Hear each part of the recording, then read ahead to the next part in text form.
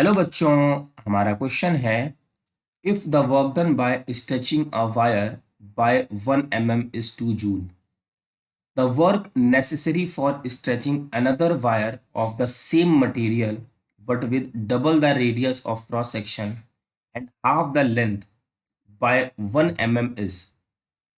तो देखिए बच्चों, सबसे पहले गिवन क्वांटिटी को हम लोग समझते हैं। If the work done by stretching a wire of 1 mm, एक वायर है जिसमें चेंज है 1 mm का, डेल्टा एल। डेल्टा एल है हमारे पास 1 mm। इसको काम करने में इसको वर्क लगा है 2 जूल। इसको 2 जूल वर्क लगा है। The work necessary for stretching another wire, हमारे पास एक दूसरी वायर है ऑफ द सेम मटेरियल। बच्चों, सेम मटेरियल का मतलब हम ये कह सकते हैं उसका यंग्स मॉडुलस बराबर होगा, but with double the radius. मतलब यह है कि जो सेकंड वाली वायर है उसका रेडियस पहली वाली वायर से 2 टाइम्स है of cross section, but the double the radius of cross section and half the length. Length बच्चों क्या है? लेंथ सेकंड वाले की पहले वाली से हाफ है, और उसमें भी चेंज 1 mm का ही है। मतलब ये है 1 और ये है 2। ये हमारे पास गिवन क्वांटिटी है, इसको वर्क डन 1 ले लेते हैं। और हमसे पूछा गया है वर्क डन 2 की वैल्यू बताइए। तो चलिए बच्चों, इस क्वेश्चन को सॉल्व किया जाए। देखिए, तो फॉर्मूला क्या यूज होने वाला है, तो हम जानते हैं Young's modulus is equal to F L upon a delta L. हमें चाहिए फोर्स, तो हम लिख सकते हैं F is equal to Y A delta L upon L.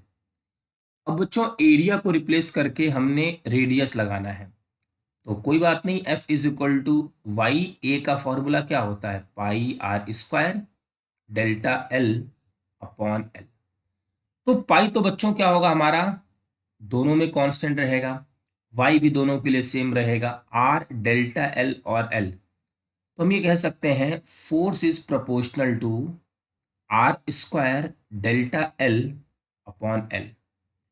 तो यहां से बच्चों F1 अपॉन F2 अगर लिखा जाए, तो F1 के लिए R1 square delta L1 upon L1, ये होगा R2 square delta L2 upon L2।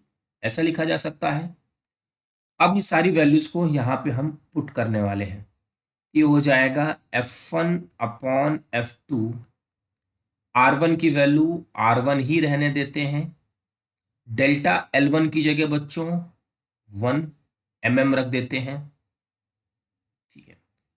Upon L1 की वैल्यू को L1 ही रहने देते हैं, डिवाइडेड बाय R2 की वैल्यू है 2 times of R1, 2 times of R1 का स्क्वायर। डेल्टा L2 है 1, और L2 की वैल्यू है बच्चों L1/2, L1/2।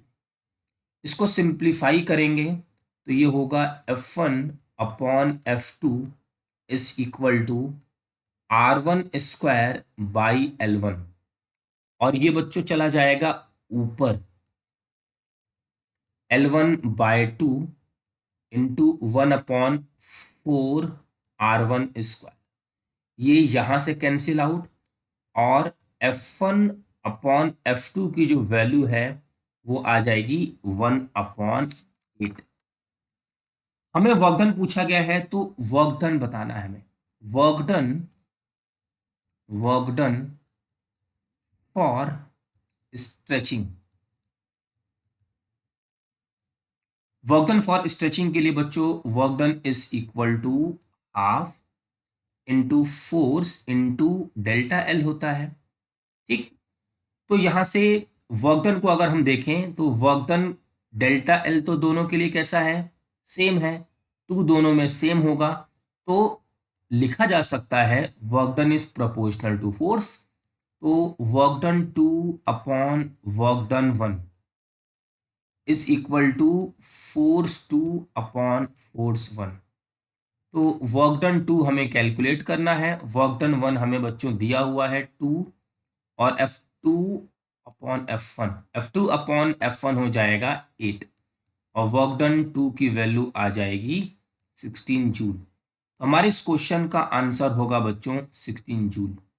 आई होप कि आपको ये क्वेश्चन अच्छे से समझ में आ गया होगा। Thank you.